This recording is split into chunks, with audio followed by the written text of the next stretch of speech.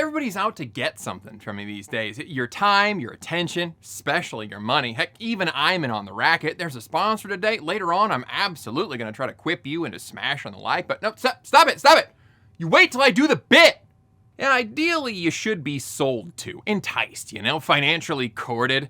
But some companies have figured out they can charm you into wanting to pay them for basically nothing. And the psychological science behind it is super effective. So let's have a look at a few companies and the brain hacks that they specialize in. I'll tell you about one that I think is genuinely offering a solid product, even if they do use a couple of tricks. But I'll also show you others that don't even bother to buy you dinner before going full Formic, including one particular villainous organization that, if there were any justice in the universe, would be dissolved down to the atomic level while weeping CEOs were made to watch as a warning.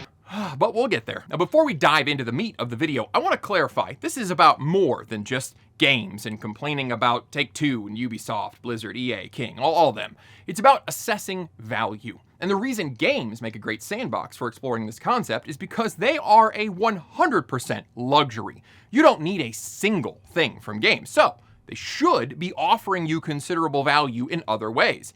You've got finite resources of time and money, so an entertainment product ought to be converting those types of capital into as much enjoyment for you as possible. If they don't, and they're still getting you to spend, it might be manipulation. Look, I love Capitalismville, it's a great place in the daytime, but I don't want to see any of you getting your pockets picked in the dark alleys of consumerism. So as we go through these examples, what constitutes manipulation is going to be dependent on how much value you feel you're actually getting. But we'll talk about what questions to ask to determine if you are genuinely enjoying a thing or if you're being betrayed by your own Benedict brain, plus real-world examples for comparison. Now, once you recognize these patterns, you're going to be able to spot the jig everywhere, which causes it to float. Let's begin with one you all know. Perhaps you were once caught in its sweet, sticky clutches. It's Candy Crush. Now look, if you weren't there, I don't know how to explain to you the way that this basic match 3 tile game had the whole country in a chokehold. Moms in the pickup line everywhere were throwing bands at this thing to kill time. Sorry, I was playing Crazy Cupcakes. Crazy Cupcakes? Quasi with a W, a backwards W. There's no such thing as a backwards W. Yeah, there is. I despise this game for proving how mobile games can suck the soul out of people and their wallets in a way to make Heidi Fleiss weep with envy. It's almost diabolical in its pocket pilfering perfection. Bright and colorful, it hijacked your brain chemistry with bobbling tiles, pop-up victory banners, catchy music, and easy progression. Until it wasn't. Candy Crush pioneered the use of engineered friction, coupled with our skull's interior obsession with sunken costs, to rake in all the money, especially in the early Wild West days of app stores where your kids could make in-game purchases at will. Many careless parents discovered that their iSitter rang up one hell of a tab. But let's get technical real quick. The sunk cost fallacy is where you make decisions, usually poor ones, based on resources you've already spent and cannot get back. But it leads you to throwing good money or time after bad because you feel compelled to justify your previous spending to yourself by seeing it through to the end. I'm just about to enter Sprinkle City. They break the game into these idiotic worlds to give you some false sense of progress. So, just stop playing. But I'm just about to enter Sprinkle City. Games like Candy Crush combine this human tendency with artificial frictions, like an arbitrary wait time. In this one, you've got 5 lives, you lose 1 when you fail a level, and then they come back in a half an hour. It's just 30 minutes, ain't no big deal. Unless, listen, we could skip that wait if you were to part with just one little old dollar. Just a token, really, a trifle. You'll never even miss it. Then there's the engineered near-miss level. Once again, a trailblazer, Candy Crush came up with this idea to use the data from their millions of players to figure out the average of how many moves it would take to defeat some of their levels. Allegedly, they almost certainly designed some of them to have a couple less than that average. If you've ever played the game or one like it, you'll instantly recognize the feeling of failing a level, but you know that only 2 more moves would have got you the victory. But then, like an oasis in the desert, the game is a friendly pop-up to let you know it could give you those few moves for just $1. Isn't that a great deal? They dangle that carrot just 99 cents away and rely on your own brain to provide the stick if you refuse, because you could have won and you know it. Now wallow in your failure and frustration as you try again. Oh, in a half hour. Looks like you're out of hearts. Care to buy some? You know, it would fill my heart if you would hit the like button. God, no. Now it feels weird. Great job. This design instantly fails one of those questions that you can ask yourself to determine if you're getting fleeced. Am I paying to increase my enjoyment of the game or decrease its frustrations? With something like Candy Crush, it's so obvious. This game is designed to be just frustrating enough so that you'll pay to skip the bad parts. That's not making the game better. That's just avoiding the intentional friction that is part of the game's design. Sweet. This is for research purposes. I could stop whenever I want. These are just choices. In the real world, we have stores like Walmart operating on similar principles with self-scan, where you can scan and check out with your phone for a price. They're selling you Walmart Plus as a cure to the cashier shortage they created. Wouldn't it be nice if, instead of getting tricked like this, you could trick yourself into doing something good and healthy? Come on. A while ago, Avron Active asked me to talk about this rower, and my first thought was, that's disingenuous because I already have a rower, because rowing is a great full-body exercise. And my second thought was, it's folded up in the basement, and I haven't touched it in 2 years. And that's exactly what Avron is trying to fight by turning exercise into a game. Look, today's video is all about these mental tricks that games use to monetize, keep you hooked. Avron said, what if we use those same tricks to keep you hooked on exercise? And it works. You see this thing has a screen, and sure, you could use it to watch your favorite show or your favorite YouTuber, but the real magic are the games. Here's your classic brick breaker, but rowing grows the paddle. In this game, your rowing pace determines the lane your race car is in to get points. What I found was that I was so focused on collecting points with the right pace that I wasn't looking at the clock. Next thing I know, 20 minutes and 1,500 meters have gone by. They've also got a bike and a treadmill if rowing isn't your thing. Earn tokens to buy new games or vehicles, unlock achievements, compete with others. It's everything that's great about games, but you're leveling up your body. Look, you know exercise is important, so use the QR code on screen or the link below to check out Avron products and use code GregOwen50 to get an additional $50 off all their products. You're gonna feel great and have fun. Now, I know a lot of PC and console gamers don't really care about mobile game monetization tactics because they consider themselves real gamers, and so they are above such lowbrow schemes. Let the rabble be separated from their money, I mean, right? The plebs deserve it if they're gonna fall for that kind of crap. Then somebody please explain how Ubisoft is raking in cash. I mean, true, they're spending it a lot faster than they can rake it in, but it's still a huge company with decent sales. And sorry guys, we real gamers are just as susceptible to these brain hacks. Ubisoft is a psychic type that uses confusion-based attacks, selling you false value and charging extra for what used to be normally included, all while trying to convince you that these extra purchases are actually fun. Their first distraction is not unique to Ubisoft, but they rely heavily on it, and that's game currency. There are multiple layers of bullshit here that cause profits to sprout up nicely. Converting dollars to digital tokens is called currency obfuscation, and it's the same trick that arcades like Dave & Buster's started using years ago. A couple of minutes of time crisis is no longer 2 or 3/4, it's 370 points or something. What's that in dollars? Well, it's not really easy to convert, and it doesn't come to a clean number of coins anyway, and that's by design. The confusion is exacerbated by the engineered buns to hot dogs mismatch of points, known as breakage.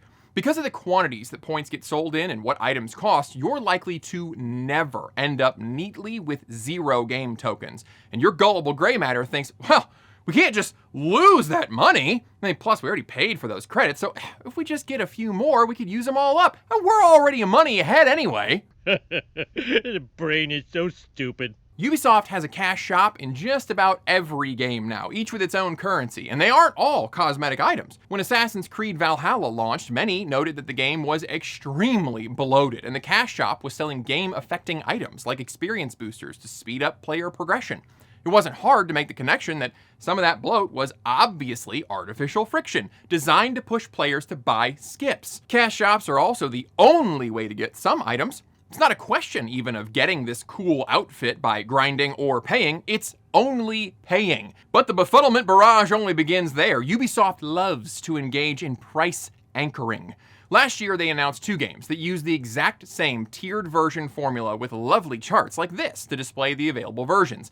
The base version looks so empty, but the next tier has far more goodies, even though they're worthless, as we'll discuss. Next up is the Super Ultra Mega tier, which has a little more, but is very expensive for what you're getting. Now here's the secret. They do not want you to buy that one. They want you to buy the middle tier, which you now are not thinking of as $40 more than the base game, but as $20 less than the Diamond Premium Prestige Stop Being Poor edition. You're probably sat at home using those Povo Crayola ones, 'cause you're poor. You're still getting beguiled into spending $40 more than the game should be, even as you congratulate yourself for your bargain hunting. I am the smartest man alive! Back in the real world, you can see this in almost every online shopping outlet, with Amazon being a serious offender. Every price is lower than some other made-up price, but sure feels good to know that you aren't paying that anchored price that is crossed out, right? The sad thing is that many people actually prefer this nonsense. JCPenney famously found this out in 2012 when their new CEO ditched all the sales and coupons, and customers hated it. Sales fell 25% that year because it turns out some people don't want to pay $30 for a shirt. They want to clip coupons and show up exactly during a sale and pay $30 for a shirt that was marked as $60. I don't want to live on this planet anymore. However, that Ubisoft high price anchor is meant to make the blue box look good as well. That's the subscription to Ubisoft Plus. For a paltry $18 a month, you get all the top tier goodies for a fraction of the price. And not just for this game, for all their games. What kind of goodies? Well, how about getting to play all the new releases 3 whole days earlier than everybody else?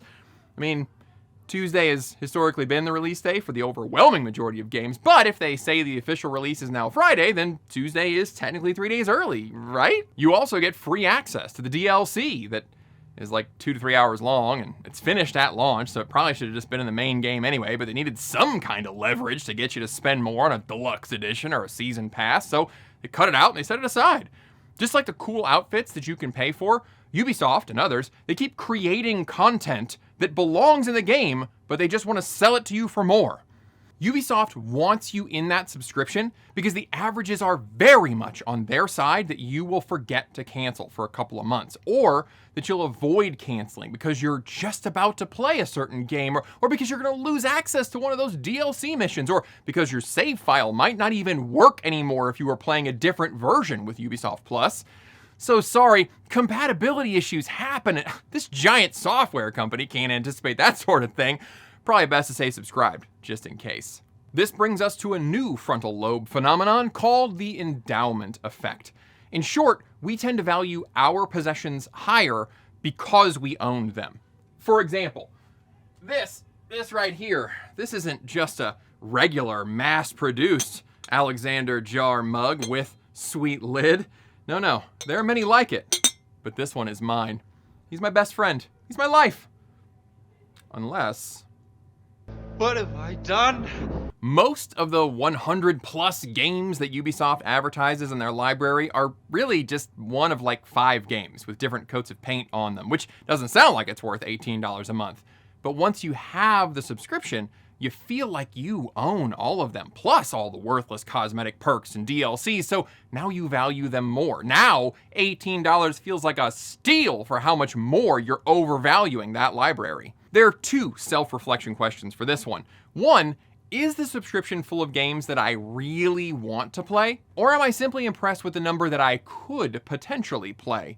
2, is the base version of the game enjoyable on its own? Because if not, is the company using the inferior version just to trick me into paying more? That subscription library question could also apply to your TV services as well.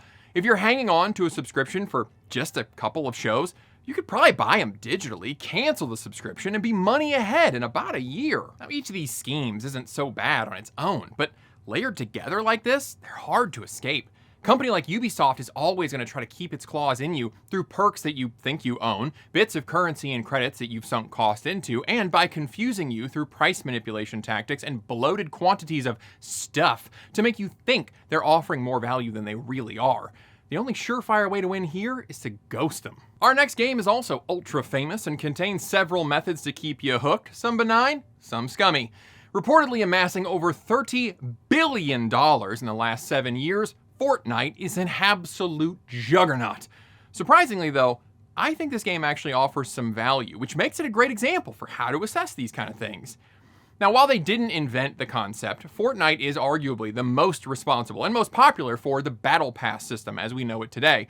It's where you pay a few bucks and you get a list of rewards laid before you, earning a little something at each step.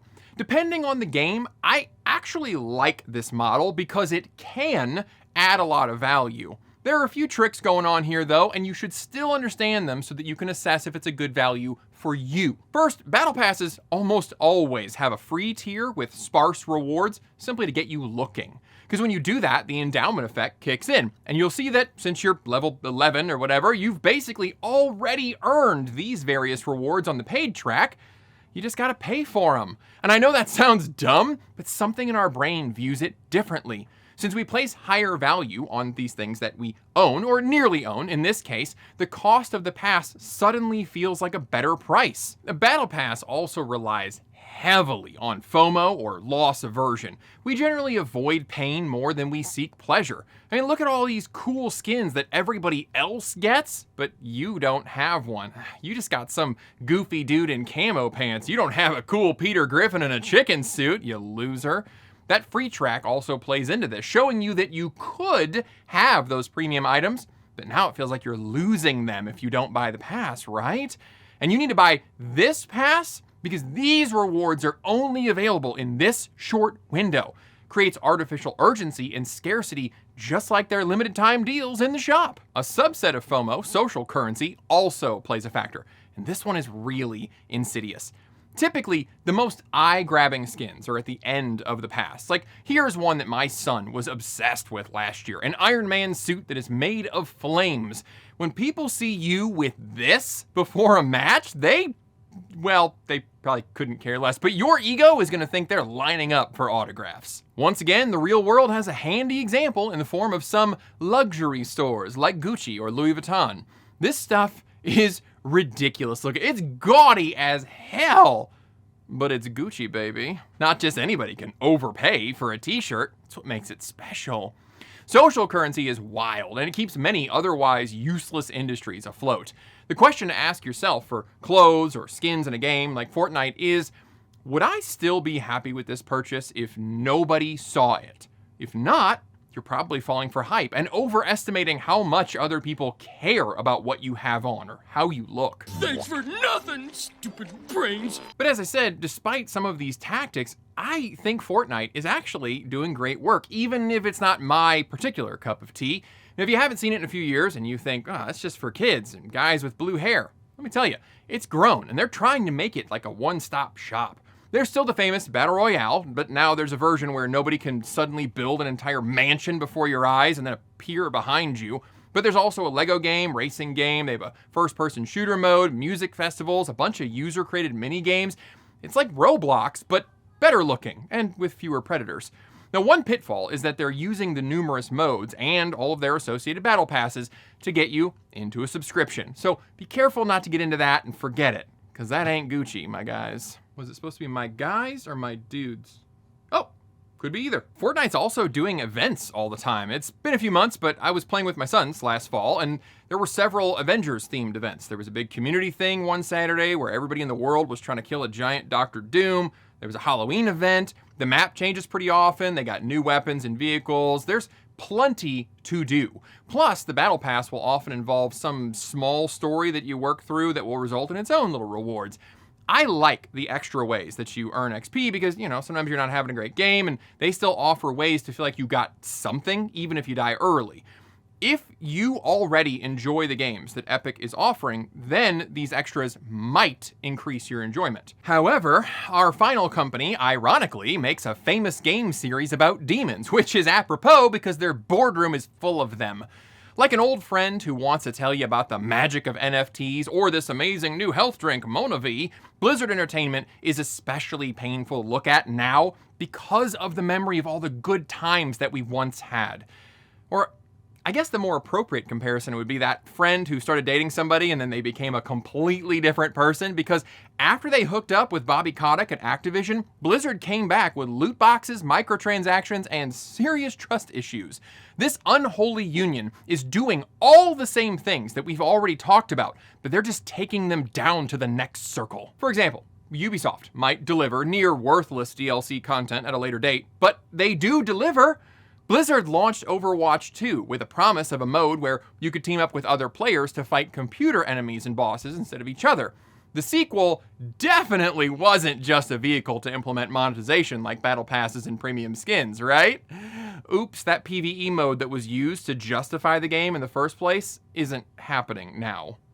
Oh well, sure, Ubisoft sells fake early access to their games, but when Blizzard's World of Warcraft sold early access to an expansion last year, they made folks pay an extra $40 to get to play on Friday for the whole weekend, while everybody else had to wait until Monday when they were probably heading back to work.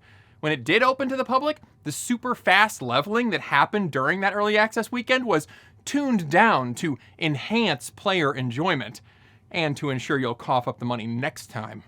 Thanks, Satan.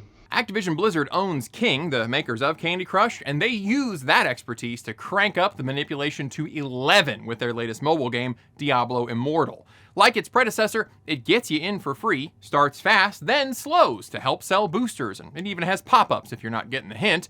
But with Candy Crush, you technically can keep progressing for free.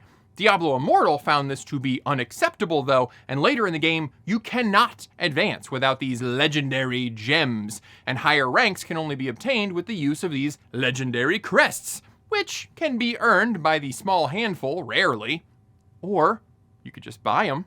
Where Fortnite's Battle Pass tempts you with cool skins, Diablo Immortals has game-affecting items that you need if you want to win. They dispensed with the thinly veiled suggestion that you pay to win and just flat out required it. Money, please! Money, please. Where Ubisoft regularly releases broken games at launch and then tries to fix them on the run, Blizzard one-upped them by making you pay for the fix. Diablo 4 was released 2 years ago in a broken state and lacked features from previous games in the series. And then the fix came over a year later behind a paywall, and they're planning to release an expansion with new paywall features every year or so, requiring you to keep up. This most recent one had a new character class that accidentally created a ton of FOMO by being extremely overpowered. Oops. Also, there's a paid battle pass with premium currency in this fully priced game. They also stuck the in-game shop in the game menu, so you pass it every time you try to exit, giving you a chance to see what's on offer. And when that doesn't work, they have pop-ups to give you free stuff. But it directs you to the store where the free thing is not immediately visible, but today's deals sure are. That's similar to how they recently accidentally included in-game ads in Call of Duty Black Ops 6 to helpfully suggest loadout bundles that you could buy with premium currency in this full-price game. Activision Blizzard has been lazily coasting on their old glory while stuffing their games with as many monetization schemes as possible, even if they're illegal. 2 years ago, Diablo Immortal was fined 5,000 whole euros for failing to disclose the loot box mechanics in the game. But with some idiots famously spending $100,000 in the game to advance a character, fines like that are meaningless. And that's the real shame of all this, is that companies are going to keep printing money as long as players keep mistaking manipulation for content and Stockholm Syndrome for loyalty. So what do? Is legislation going to help? Nah, that's not the answer. The fix in gaming and beyond is for you to be a smart, critically thinking customer who avoids fake value tricks like the ones that we've been talking about. And I'm not saying buy nothing ever. I'm saying make sure every purchase is truly serving you, not some company's bottom line. In the games industry or anywhere, who is your worst offender in terms of tricking customers? What's the craziest scheme that you've seen for a company to sell fake value? Name and shame them in the comments. I look forward to reading them. Hey, if you want to learn more about Ubisoft and the terrible year that they had last year, I've got a full summary right here. I appreciate you watching, and I'll see you next time.